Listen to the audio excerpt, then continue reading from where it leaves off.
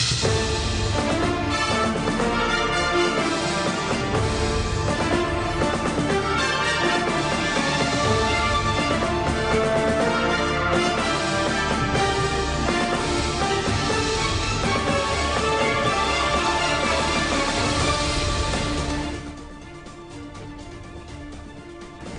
the news, President Buhari inaugurates Made in Nigeria vessel NNS Oji.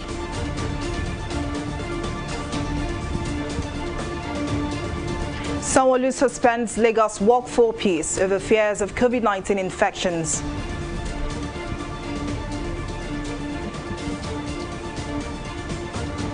And Nigerian troops help 20 policemen regain freedom from terrorists. We're glad to have you join us on News Now. I am Folashade Ogurinde. President Muhammadu Buhari has commissioned a Made in Nigeria Navy defense vessel. The Seaworld Defense Boat 3, also known as NNS Oji, was built by the Nigerian Navy in Lagos. Buhari said the new inductions to the naval fleet would boost their capacity to securing Nigeria's maritime domain. Our correspondent, Simisola Adigun, tells us more in this report. The Seaweed Defense Boat 3, also known as NNS Oji, joins a string of other locally made vessels built solely by the Nigerian Navy engineers.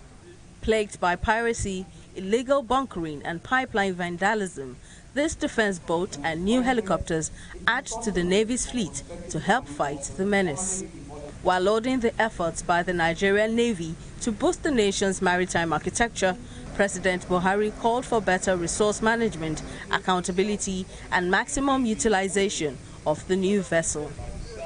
The federal government is aware of the Navy's dedication towards ensuring the security of the vast oil and gas industry in the nation's maritime environment, as well as our sea lanes of communications. Given our present high dependence on oil and gas revenues, the Navy is undeniably a major contributor to the economic well-being of our country. The President reiterated the commitment of the present administration to ensure complete economic diversification needed to address the decline in revenue generation.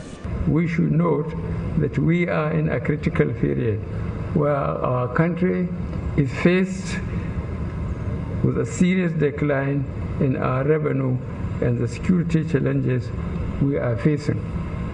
The present realities, therefore, call for prudent resource management, innovativeness, accountability, and careful maintenance. I wish to reiterate that despite these challenges, our administration is very determined to ensure that the Navy is well supported to achieve its statutory responsibilities. On his part, Chief of the Naval Staff, Vice Admiral Awal Zubairu Gambo, assured the President of the unwavering support of the Navy to ensure smooth trade and transport on Nigeria's maritime domain. These efforts are geared towards enhancing the performance of our constitutional role regarding hydrographic survey and policing of our waters. Invariably, the induction of these platforms into the Nigerian Navy fleet will lead to further decline in criminal activities in our maritime domain. I will like to assure you all that these assets will be adequately maintained to sustain our maritime security operations. In 2016, President Buhari inaugurated the NNS Adoni and NNS Karadua at Naval Dockyard Limited, Lagos, signaling the President's commitment to drive local content in the nation's security infrastructure. Simisola Adigun, TV360, Lagos. Lagos State Governor Babajide Somolu has cancelled the Lagos Peace Walk planned for December 2021. In a press statement on Thursday, Somolu said he is constrained to stand down all preparations for the Walk for Peace so as not to endanger the life of any Lagosian amid the outbreak of the Omicron COVID-19 variant. The governor, in an address on November 30, 2021, had invited some known faces of the #EndSARS protest in the state in October 2020 to a peace walk for the healing of Lagos later this month.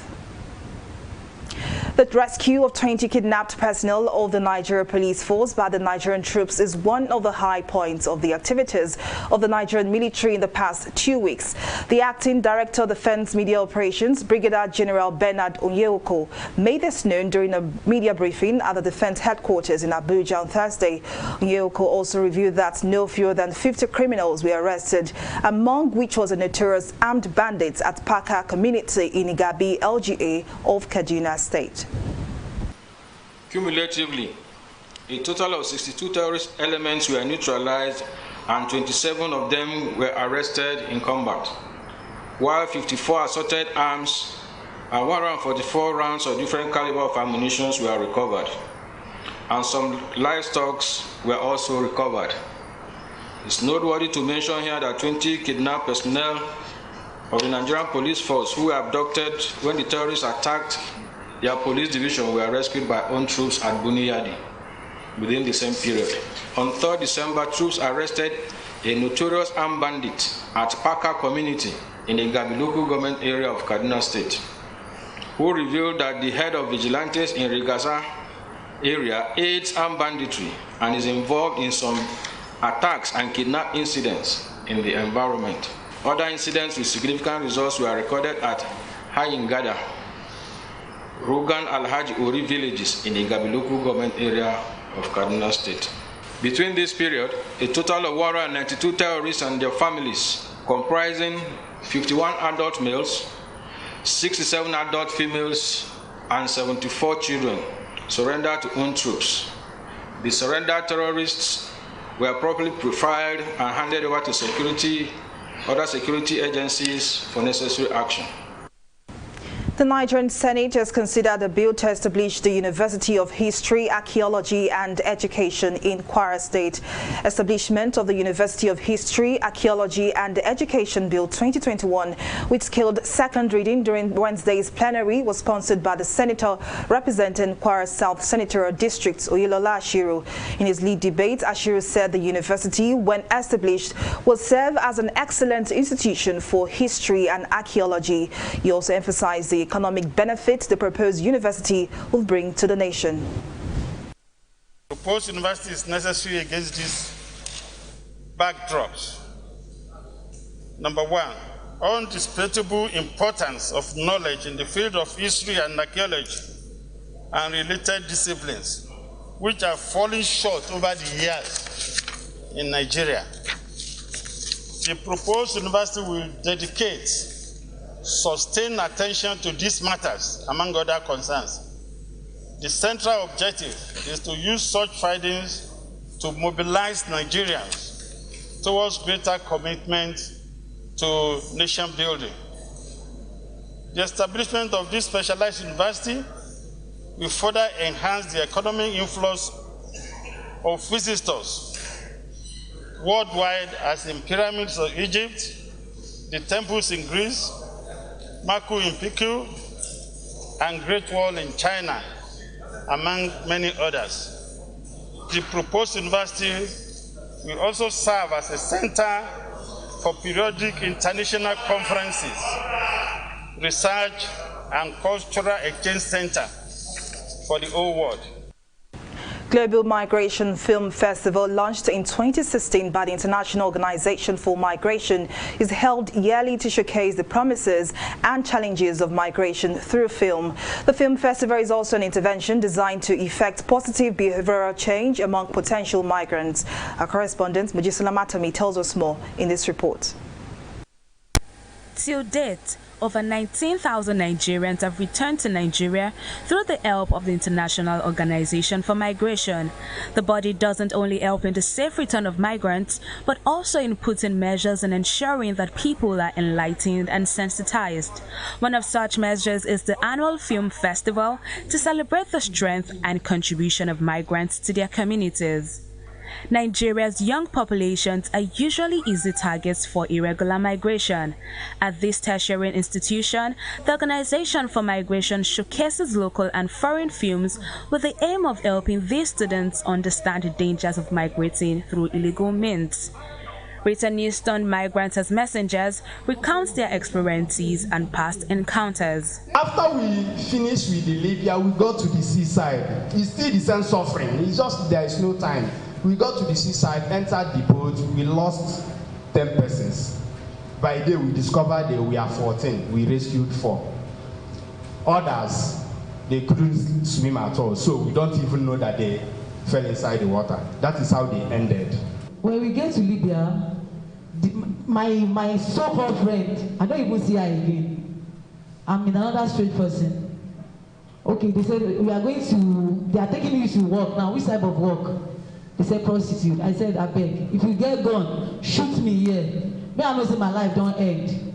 The quest for greener pasture is usually the driving force, but panelists said despite the nation's economic downtrends, opportunities still abound. The key thing is that we need to realize that you don't have to travel out in order to succeed.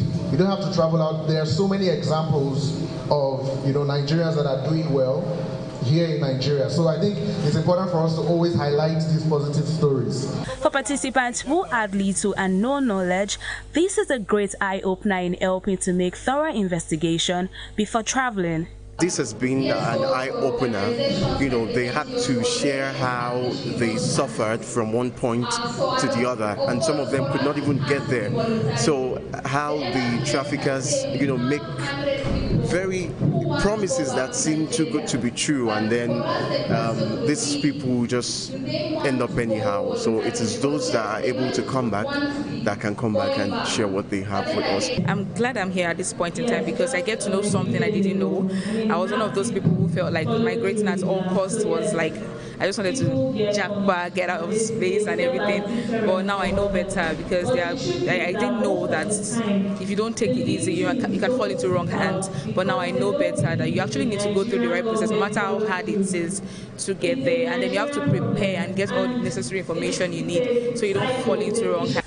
With this, the movie industry in developing countries is poised with the responsibility to sensitize citizens on the challenges and risk of migrating the illegal way. Mojisola Matomi, TV360, Lagos. The Socio-Economic Rights and Accountability Project, SERAP, has asked President Muhammadu Buhari to take meaningful steps to implement several judgments obtained by SERAP. According to SERAP, some of the judgments expected to be obeyed include verdict to raise money to fund the budget and reduce the growing level of borrowing, as well as address the escalating rule of law crisis in the country. The government's disdain for the rule of law is also illustrated by the tendency to pick and choose which court orders it complies with. This selective application of the rule of law invariably undermines the independence and integrity of the judiciary and is counterproductive to the government's own fight against corruption. In pursuit of SERAP's legal advocacy to ensure transparency and accountability in the management of public funds, SERAP has filed more than 40 public interest lawsuits against the federal government, the National Assembly, and state governments, out of which 21 lawsuits out of the 40 were filed this year, 2021. And these suits majorly suits calling on government to be accountable to the people by living up to government statutory responsibilities. While reiterating the efforts of SERAP, human rights lawyer Femi Falano says government needs to promote public enlightenment on citizens' rights. As far as we are concerned in Nigeria, when you talk about human rights, you limit yourself to political and civil rights. Whereas socio-economic rights and solidarity rights are much more important. What SERAP has done, more than any civil rights organization in the country, is to promote through litigation, public interest litigation, the socio-economic rights of our people. Moving on, Nigeria has been rated by the World Culture Score Index as one of the countries with the lowest reading culture. This low rating has challenged Bayode Olawumi, a Nigerian Guinness Book of Record holder, to commence another edition of the Read Aloud contest to help improve the reading culture among Nigerian youths. Our correspondent, Mojisola Matomi, tells us more in this next report. Read to Build initiative by the I Read Africa Foundation is the first of its kind in Nigeria that is geared towards building well-equipped libraries across rural areas in the country. Volunteers, drawn from different geopolitical regions of the country, will attempt to read for 480 hours in the longest marathon read aloud category.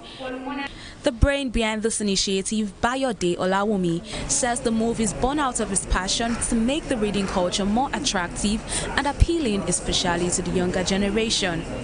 In 2018, Bayode pulled off an audacious attempt at the Guinness World Record for the longest reading marathon, where he read aloud for 5 days in 123 hours, which inspired lots of people and saw a spike in public reading, book clubs, and literacy-related events. My target was not the record per se, right? My target was to promote reading, right? Because if my target was that record, I could have chosen probably to dance or to eat or to run for the record, right?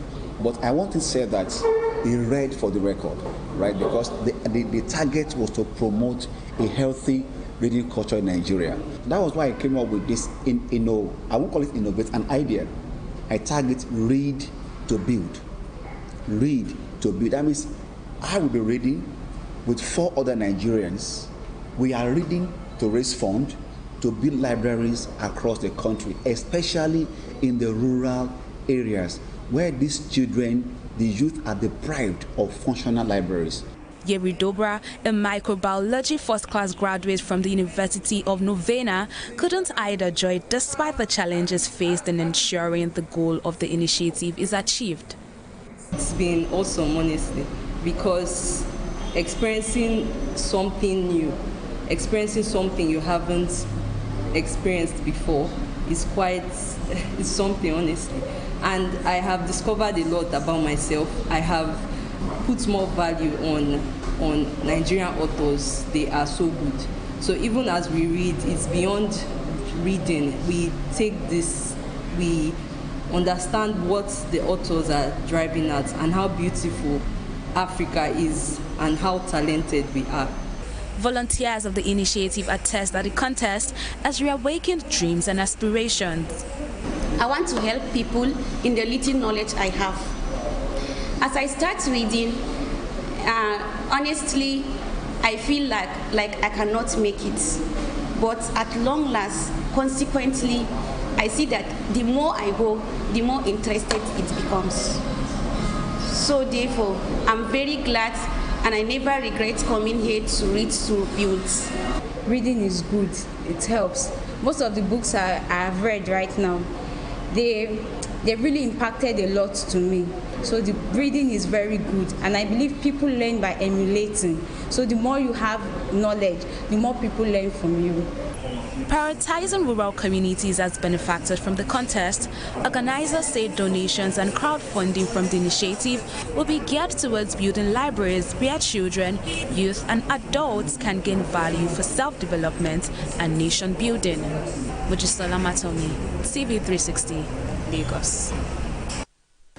We'll take a break here, but still to come, Ugandan soldiers jailed for killing protesters. We bring you details of this story and more right after this break.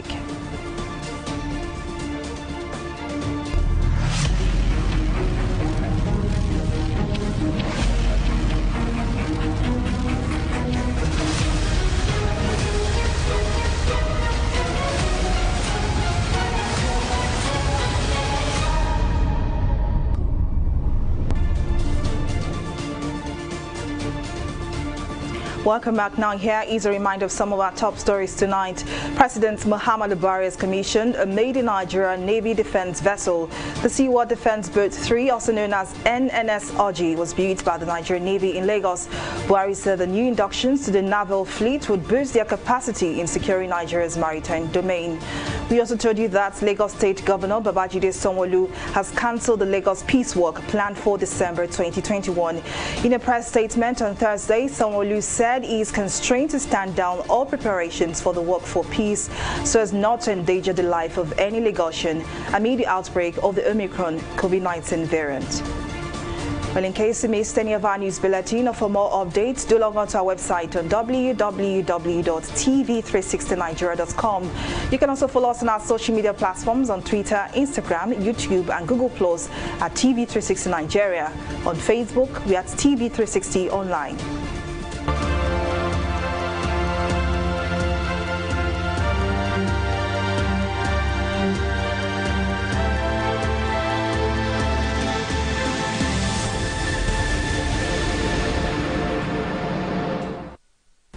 The emergence of a new COVID-19 variant of concern, Omicron, has reignited global discussions on vaccine distribution, virus mutation, and immunity against new virus strains. In view of this, experts have warned that Nigeria is exposed to newer and deadlier variants of COVID-19, as only less than 4% of the country's population has been fully vaccinated. To tackle this, the federal government is exploring new ways to tackle vaccine hesitancy and achieve herd immunity. Our correspondent, Abisola Adebayo, has more in this report. To achieve herd immunity against the coronavirus, Nigeria had set an ambitious goal of vaccinating 40% of its over 200 million population before the end of 2021 and 70% by the end of 2022. But these lofty goals might be far-fetched due to rising vaccination hesitancy among Nigerians. Government officials say, although the country has more than enough vaccines available, Nigerians are not turning up to take the jab. The vaccine uptake now is very, very low. It's very, very low. And it's not as a result of shortage of vaccines. It's vaccine hesitancy. Right now we have over 32 million, we've received over 32 million doses. We're expecting about 41 million. By the end of December, we'll have about 71 million doses of vaccines. What percentage of that have we utilized? All 6 million. 3-point-something million double vaccinated. That is not sufficient. No one is safe from COVID-19 until everyone is safe. For those who are yet to take the jab, I want to point out that we now have over 6 million Nigerians who have taken the vaccine. Over 6 million Nigerians cannot be wrong. What are you waiting for? To salvage this trend, health authorities proposed means to bring vaccination centers closer to the masses. Public spaces such as this popular bus stop in Lagos have become one of the new vaccination centers. But despite these initiatives, some Nigerians are still unwilling to take the vaccine. I haven't because I just feel like it's not necessary. I don't trust the process coupled with the side effect that I've heard about. So I feel like I've stayed months or years without the vaccine and I'm still good. I don't really know anything concerning the vaccine, so I don't want to collect it. I don't want any side effect, and I don't want after taking it will start reacting in my body. So I'm scared of it. I don't have a trust in the vaccine because of the woman people carry up and down, so I don't want to take it at all. Medical experts are of the opinion that increased sensitization and enforcement will help reduce hesitancy and boost inoculation numbers. They can engage traditional rulers, engage religious leaders, engage opinion leaders, engage stakeholders, try to talk to them, try to convince them, and also awareness, just like what you are doing now. We need more of the press to invite people that have the scientific knowledge of this to explain to people. With the emergence of the new Omicron COVID-19 variant, which has been tagged a variant of concern, one would think many Nigerians would rush to take the inoculation, but reverse is the case, as many of them are still drowned in doubt whether to take the vaccine or not. Abisola Adebayo, TV360 News. We'll take another break here and return with more stories and business. To stay with us.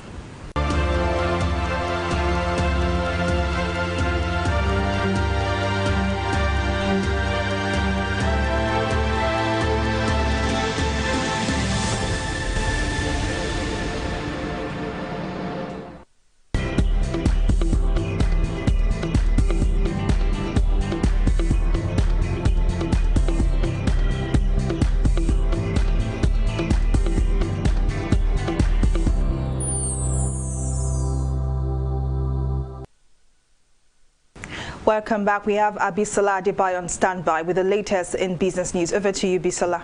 Thank you very much for that, Shadi. Welcome to Business News. The federal government says there is no adjustment to the value-added tax and stamp duty regime in the 2021 Finance Bill, which was approved by the Federal Executive Council on Wednesday. This means that the federal government will retain the 7.5% as the VAT rate in the 2022 fiscal year. Addressing State House correspondents after the FEC meeting, Minister of Finance, Budget and National Planning Zainab Ahmed explained that the bill, which is currently before the National Assembly, focused on tax as well as reviewing and amending some fiscal laws. I just want to emphasize that rather than proposing new taxes or increasing tax rates, the finance bill for the 2022 fiscal year focused on closing loopholes and improving tax administration to enable the Federal Inland Revenue Service play its expected role of leading in the collection of existing taxes. Again, to emphasize also that we shied away from addressing any changes to the VAT regime or the current stamp duty regime because of the current ongoing litigations by some states in that in those two areas. So nothing was proposed on this. When it becomes clearer, when the courts take decision on this matter or resolutions to the current challenge is attained, then further changes to those two enabling laws can be taken in subsequent Finance Act. We'll take a break here and return with a review of the stock market.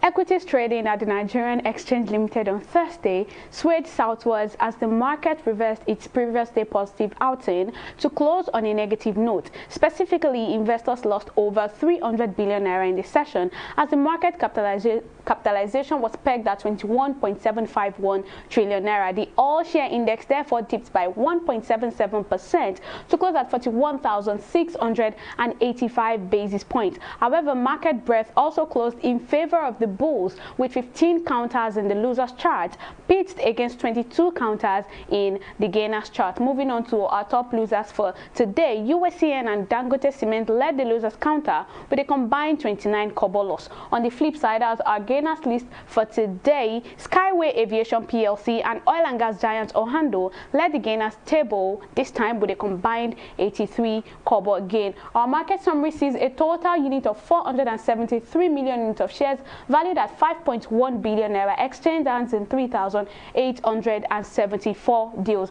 Moving on to the global market, as the FTSE, the Dow Jones and the Nikkei, they are all in the negative territory. The FTSE closed lower again on Thursday as rising Omicron and Delta coronavirus variant cases bring expectations of more Christmas restrictions and creep the prospect of a Santa rally. Also, stocks in the Dow Jones dipped today as jobless claims reached a 52-year low and as news of restrictions due to the Omicron COVID-19 variant emerged. It's the same story with Nikkei on worries about the possibility of fresh COVID-19 linked activity curbs. That's all on Stock Market Review. Over to Folashade for the rest of the news.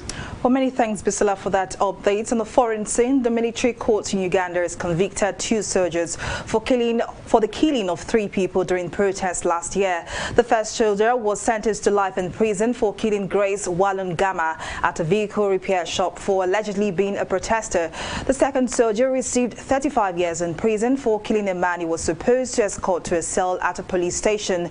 These are the first convictions related to killings by the security forces during last year's protest, where more than 50 people were killed over 2 days. Barcelona crashed out of the Champions League on Wednesday as their 3-0 defeat at Bayern Munich saw the Spanish giants fail to reach the last 16 for the first time in 18 years. Goals by Thomas Müller and Loris Sané gave Bayern a 2-0 halftime cushion, which was devoid of spectators due to high numbers of COVID-19 cases in Bavaria. And that's it on our news bulletin. Many thanks for watching. I am Folashade. Ogurinde. Bye for now.